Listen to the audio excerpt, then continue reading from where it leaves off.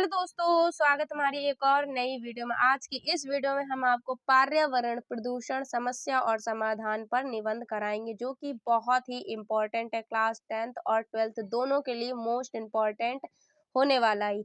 अगर 10th के बच्चे हो तो आपके 7 नंबर में निबंध पूछा जाता है, अगर 12th के हो तो ये 9 नंबर में निबंध पूछा जाता है। तो 10th और 12th दोनों के लिए ही ये इम्पोर्टेंट है। ये है 12th थोड़ा अपने हिसाब से थोड़ी इसमें लैंग्वेज बढ़ा सकते हैं, बाकी हमने ये 10th के हिसाब से लिखा है। ये है 12th। अपना इस वीडियो को जरूर से जरूर देख लीजिए, जिससे आपको समझ में आ जाएगा कि हमने कितना लिखा। बस ये है अपनी तरफ से 1-2 लाइन आपको हर एक हेडिंग में बढ़ा देनी है, ठीक है। तो सबसे पहले आपको एक हेडिंग डालनी होगी प्रस्तावना, जिसमें आपको कॉमन हेडिंग है, चाहे आप 12th में चाहे 10th में। प्रस्तावना हेडिंग आपकी कॉमन होती है। और उसके बाद उपसंहार, ये दो हेडिंग आपकी कोई भी निबंध लिख रहे हो, चाहे महाकुंभ पर लिख रहे हैं, बेरोजगारी पर लिख रहे हो, चाहे विज्ञान आविष्कार या इस किसी पे भी लिख रहा है, आपकी ये 2 हेडिंग्स कॉमन है। कोई भी निबंध लिख रहा है, पहले सबसे आपको प्रस्तावना लिखना होगा। उसके बाद लास्ट में जो हेडिंग होगी वो लिखनी होगी आपको उपसंहार। तो प्रस्तावना में क्या लिखें, कितना लिखें, जिससे आपको बोर्ड एग्जाम में फुल मार्क्स मिले निबंध में। तो आज की वीडियो में यही बताने जा रहे हैं। तो वीडियो पे अगर नए हैं जल्दी से चैनल को सब्सक्राइब कर लीजिए, और आज का ही दिन है जो बोर्ड एग्जाम में आप अच्छे से स्कोर कर पाएंगे। तो वीडियो को एंड तक जरूर देखें। वीडियो पे नए हैं चैनल को सब्सक्राइब कर लीजिए, वीडियो को लाइक कीजिए और फ्रेंड के साथ इस वीडियो को शेयर जरूर से जरूर कीजिए। तो सबसे पहले प्रस्तावना में क्या लिखना है। पर्यावरण प्रदूषण एक ऐसी समस्या है जो आजकल के समय में बहुत गंभीर रूप से बढ़ रही है। एक ऐसी समस्या है जो आजकल के समय में बहुत ही गंभीर रूप से बढ़ रही है। उसके बाद क्या लिखा, यह समस्या न केवल हमारे पर्यावरण को प्रभावित कर रही है, बल्कि हमारे स्वास्थ्य और जीवन को भी प्रभावित कर रही है। बहुत ही इजी लैंग्वेज में लिखना है। तो क्लास 10 के बच्चे बस इतना ही लिखे, जितना हमने लिखा है क्लास 10 के बच्चे इतना ही लिखे। बाकी 12th वाले अपने 2 लाइनें बढ़ा सकते हैं। फिलहाल प्रस्तावना इतनी सफिशियंट, आप इतना भी लिख देंगे तब भी आपको फुल मार्क्स मिल जाएंगे, ठीक है। उसके बाद आपको क्या लिखना है, पर्यावरण का अर्थ। ये हेडिंग डालने के बाद पर्यावरण का अर्थ लिखना है। तो इसमें क्या लिखना है आपको, पर्यावरण प्रदूषण वह स्थिति है जिसमें प्राकृतिक संसाधन और वातावरण में हानिकारक तत्व मिल जाते हैं, जिससे जीवन और पारिस्थितिक तंत्र को नुकसान पहुंचता है, ठीक है। तो इतना आपको पर्यावरण का अर्थ में लिख देना है। उसके बाद आपको हेडिंग डालना है पर्यावरण प्रदूषण के कारण, ठीक है। उसके बाद क्या डालनी है आपको हेडिंग, पर्यावरण प्रदूषण की कारण। पर्यावरण प्रदूषण के कई कारण होते हैं, जिनमें से कुछ प्रमुख कारण है औद्योगिक कचरा और वाहनों का धुआं, कृषि में रसायन का उपयोग और घरेलू कचरा। तो ये सब क्या है, पर्यावरण प्रदूषण के कारण है। 12th वाले बच्चे इसमें 2-3 लाइनें अपनी तरफ से ऐड कर सकते हैं, बट 10th में इतना आप लिख देंगे तो आपको फुल मार्क्स मिलेंगे। 12th वाले थोड़ी इसमें लाइनें बढ़ा सकते हैं, जैसे इसमें लिखा कि पर्यावरण प्रदूषण के कई कारण होते हैं, जिसमें से कुछ प्रमुख कारण है। पहला है औद्योगिक कचरा, वाहनों का धुआं, कृषि में रसायनों का उपयोग और घरेलू कचरा। उसके बाद 12th आप अपने एक्सपीरियंस के हिसाब से अपनी लैंग्वेज में इसमें कुछ कारण बढ़ा सकते हैं इनके बारे में। पर्यावरण प्रदूषण के कारण किस वजह से फैलते हैं, इसके आगे आप अपनी तरफ से ऐड करते हैं। बट 10th वालों को इतना ही लिखना। अगर आप इतना लिख देते तो 100% गारंटी के साथ कहते हैं आपको 7 मार्क्स पूरे ही मिलेंगे बोर्ड एग्जाम में, अगर आप इतना लिखते हैं, ठीक है। उसके बाद आपको लिखना है कि पर्यावरण प्रदूषण के प्रभाव। हेडिंग वाइज हेडिंग लिखेंगे तो आपको 100% पूरे 7 मार्क्स मिलेंगे। और अगर आप 12th में तो आपको 9 नंबर मिलेंगे। 9 नंबर का अगर लिख रहे हैं तो आपको कम से कम 9 हेडिंगे लिखना होगा प्रस्तावना को जोड़ के। 7 हेडिंग आपको अलग लिखनी होगी, 2 आपकी प्रस्तावना और उपसंहार हो जाएंगे, ठीक है। तो आपको 7 हेडिंग लिखनी होगी 12th वालों के लिए। और जो 10th वाले अगर आप 5 हेडिंग लिख देते हैं और आपकी 2 आपकी प्रस्तावना और उपसंहार हो जाएंगे, ठीक है।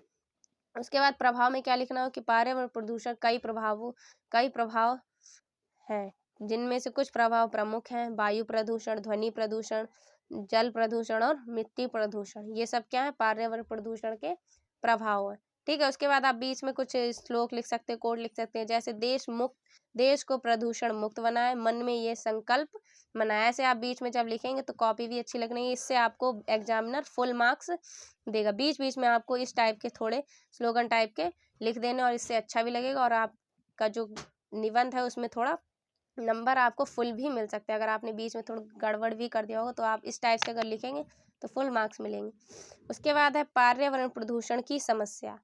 पर्यावरण, क्योंकि इसमें निबंध में ही कहा गया पर्यावरण प्रदूषण समस्या और समाधान। तो आपको 3 हेडिंग लिखने के बाद उसके बाद लिखना पर्यावरण प्रदूषण की समस्या। पर्यावरण प्रदूषण की समस्या बहुत गंभीर है। यह समस्या न केवल हमारे पर्यावरण को प्रभावित करती है बल्कि हमारे स्वास्थ्य और जीवन को भी प्रभावित कर रही है। पर्यावरण प्रदूषण के कारण वायु प्रदूषण, जल प्रदूषण, ध्वनि प्रदूषण और मिट्टी प्रदूषण जैसी समस्याएं उत्पन्न हो रही हैं।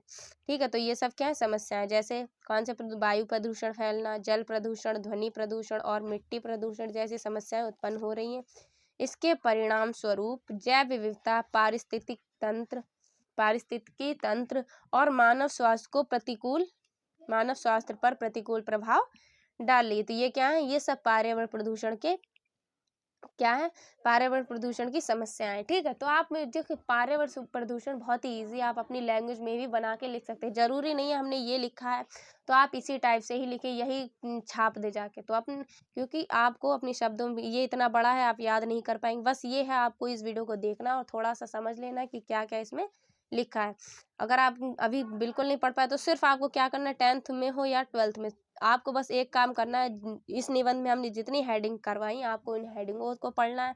हेडिंग्स आप याद करके रूपरेखा, जैसे हिंदी में बोलते हैं, आप इसकी रूपरेखा को याद कर लीजिए कि क्या क्या लिखना होगा। उसके बाद अगर बीच बीच में आप ज़्यादा नहीं लिखना है, बीच बीच में बस एक एक हेडिंग वाइज लिखेंगे, उसमें हेडिंग में आपको कम से कम 5 से 6 लाइनें लिख देनी है। उसके बाद आपको बीच बीच में इस टाइप के स्लोगन टाइप से दे देना, जैसे हमने ये लिखा है कि देश को प्रदूषण मुक्त बनाए, मन में ये संकल्प बनाए। तो इस टाइप के आप कोई भी निबंध लिख रहा है, अगर बीच में ये लिख दे तो आपका निबंध और भी अच्छा लग जाता है देखने में, फुल मार्क्स देगा आपको एग्जामिनर हंसते हंसते।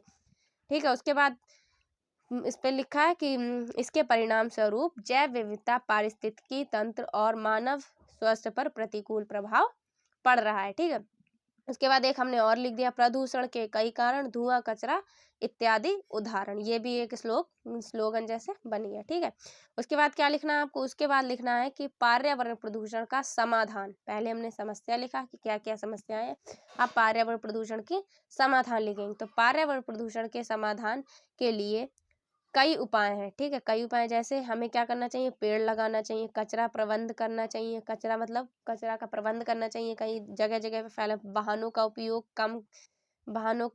कम, प्रदूषण के प्रति जागरूक होना चाहिए। और इसके नियंत्रण के लिए कई उपाय, और भी कई उपाय हैं, 12th वाले इसमें ऐड कर सकते हैं। ये सिर्फ हमने 10th के हिसाब से लिखा है, तो 12th वाले और भी लिख सकते हैं अपनी लैंग्वेज में, थोड़ा दो लाइनें और आपको और बढ़ा देना, बाकी इतना 10th के लिए सही है। ठीक है, आपको क्या करना है, आपको 2 से 2.5 लाइन और इसमें ऐड कर देनी है। ठीक है, फिर उसके बाद हमने एक और स्लोगन लिख दिया है कि आओ भारत को स्वच्छ बनाएं, प्रदूषण मिटाएं और पेड़ पौधे लगाएं। तो इस टाइप से अगर आप लिखेंगे तो 100% आपको पूरे 7 मार्क्स भी मिलेंगे और आपके 2 से 3 पेज आराम से बच जाएंगे, क्योंकि आप जो 2 लाइनों को ये लिख देंगे, बीच में आपका ऊपर एक लाइन छोड़ेंगे, नीचे एक लाइन छोड़ेंगे और 2 लाइन में आपकी ये स्लोगन आ जाएगी। तो इससे आपकी 2-2 लाइन, अगर आप 4 भी लिख देते तो 8 लाइन आपकी कम हुई, इससे आपकी 8 लाइन भी कम हुई और आपका जो निबंध है वो भरा भरा भी लगा और आपके 2 से 3 पेज आराम से भर जाएंगे।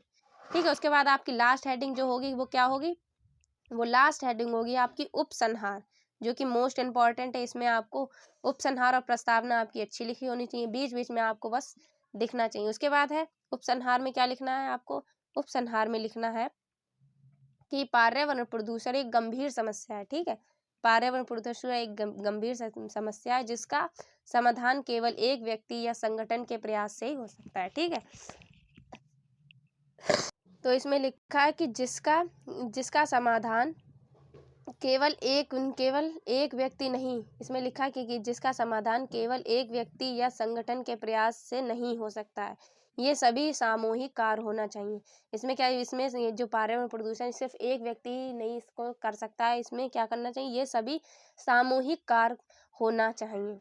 यह सभी का क्या होना चाहिए, सामूहिक कार्य होना चाहिए। जब ज़्यादा लोग का ग्रुप होगा तभी इस कार्य को हम लोग मतलब इस समस्या को दूर कर पाएंगे। सरकार, औद्योगिक और नागरिक समाज को मिलकर काम करना होगा। यदि हम प्रदूषण के खिलाफ उपाय को सही तरीके से अपनाते हैं तो हमें एक स्वच्छ और सुरक्षित पर्यावरण की ओर कदम बढ़ा सकते हैं। ये न केवल हमारी हमारे लिए बल्कि आने वाली पीढ़ियों के लिए भी आवश्यक है। तो उपसंहार में आपको कितनी से कम 4 से 5 लाइनें उपसंहार में लिख देनी है। और बाकी इतना ये वाला निबंध अगर आप पढ़ के जाएँगे 100% आपको, अगर 12th में है तो 9 नंबर आपको मिल जाएँगे, और 10th में है तो आपको ये 7 नंबर मिल जाएंगे। और ये दोनों ही क्लास के लिए मोस्ट इम्पॉर्टेंट है, इस बात की गारंटी 100% गारंटेड ये वाला आपका निबंध है। कोई भी सेट होगा, अगर 7 सेट आपके आते हैं बोर्ड एग्जाम में, 7 में से 2 से 3 सेटों में ये वाला निबंध पूछा जाएगा, ठीक है। चाहे वृक्षारोपण हो तो ये अगर वृक्षारोपण पे भी आए तब भी इसी टाइप से आपको लिखना है, बस कुछ आपको हेडिंग चेंज करनी हो, वरना तो आपको इसी टाइप से लिखना होगा, ठीक है। तो ये था आपका आज का बहुत ही इम्पोर्टेंट निबंध, जो कि आपके 7 नंबर हाई स्कूल में और 9 नंबर 12th में पूरा करेगा। तो आपके पास बहुत कम ही टाइम बताओ, इस बार हिंदी में आप कितना स्कोर करने वाले हैं, तो आप कमेंट बॉक्स में ज़रूर से ज़रूर बताइएगा। इस बार का टारगेट 95 प्लस होना चाहिए। तो मिलते हैं आपसे एक और अगली इंपॉर्टेंट वीडियो में, तब तक के लिए जय हिंद, ऑल द बेस्ट।